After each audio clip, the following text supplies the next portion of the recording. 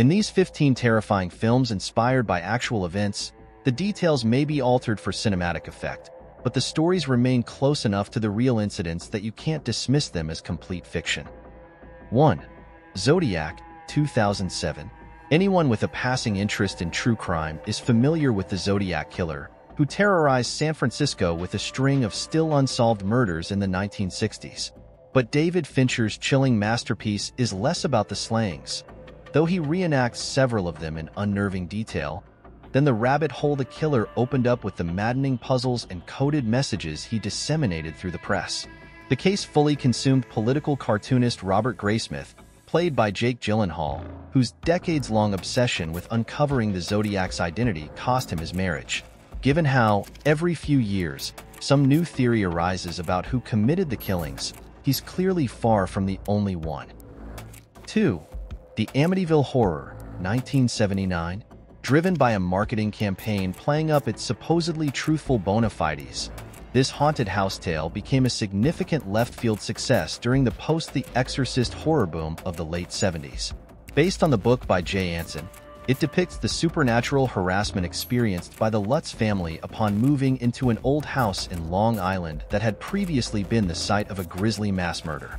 Of course, critics have long dismissed Anson's book as a hoax, but that didn't stop the movie from becoming a horror classic, spinning off numerous lesser sequels and inspiring a 2005 remake from Michael Bay. 3. The Conjuring, 2013. Ed and Lorraine Warren were semi-famous paranormal investigators before director James Wan decided to turn their most well-known case into a throwback haunted house movie and made them perhaps the most famous ghost hunters in the world. Who else in their field can claim to have inspired the most successful horror franchise of all time? The so-called Conjuring universe has spun off in several directions now, including the Annabelle movies, but the first film takes its inspiration directly from the Warrens' account of investigating supernatural activity at a crumbling farmhouse in Rhode Island back in 1971.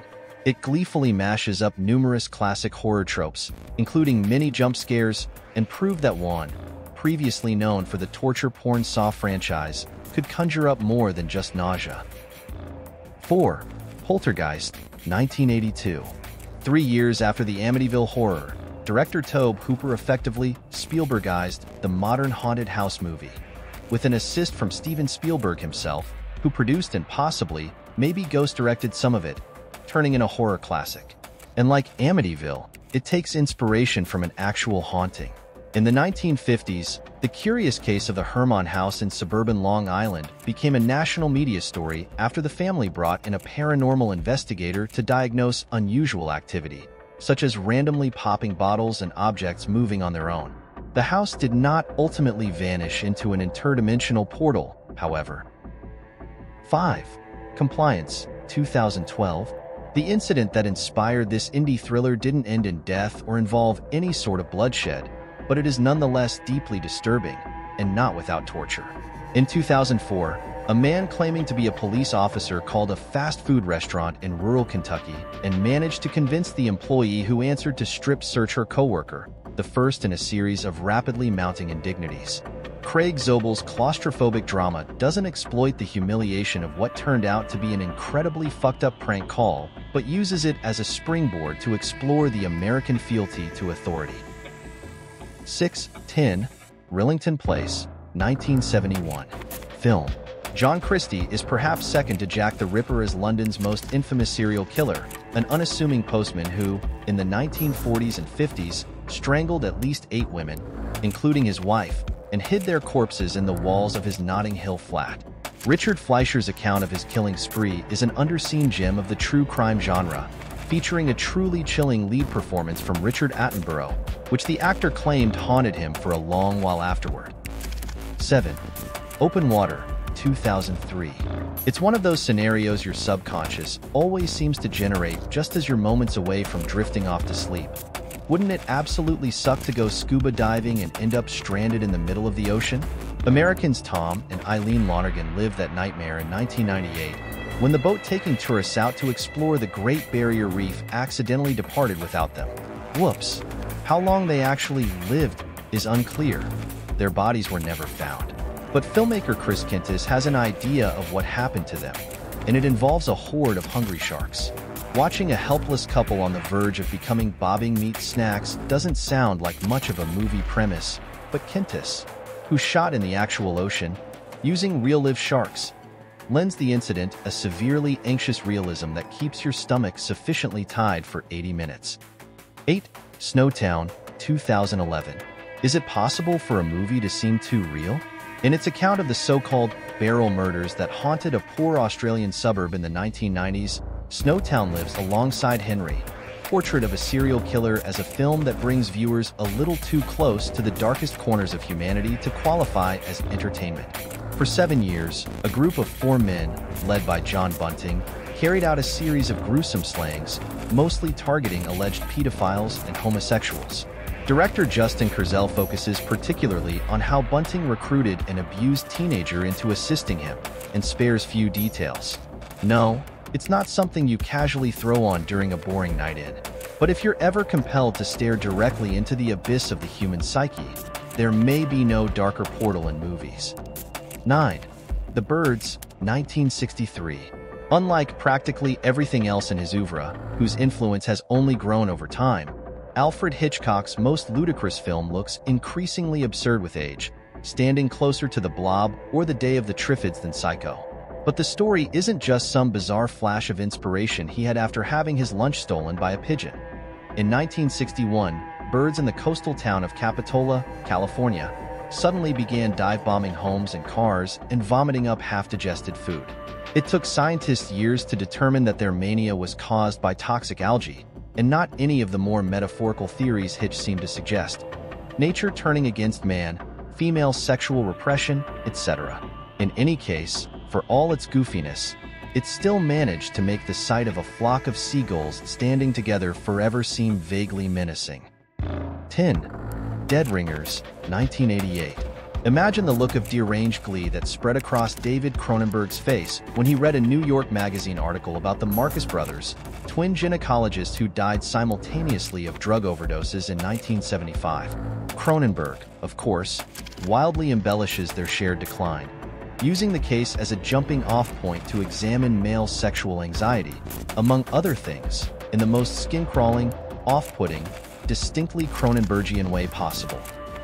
11. Ravenous, 1999. 90s kids remember alive, the harrowing story of a Uruguayan rugby team who resorted to eating their dead teammates to survive after a plane crash in the Andes. 90s kids almost certainly do not remember this box office bomb, the decade's other true cannibal tale. Well, sort of true, yes. Guy Pearce's character, Captain John Boyd, is based on Alfred Packer, a prospector who ate 5 members of his own party after getting trapped traversing the mountains of Colorado in 1874. No, he did not turn into a flesh-craving lunatic after being rescued. Packer's life also inspired another, even more fabricated pseudo-biopic, 1993's Cannibal, the musical, directed by future South Park co-creator Trey Parker. 12.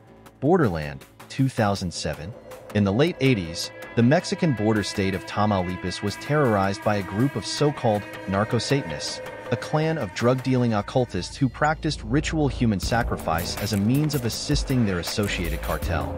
This effectively freaky indie horror flick dramatizes the events surrounding the cult's most widely publicized crime, the abduction and subsequent murder of a University of Texas medical student in 1989.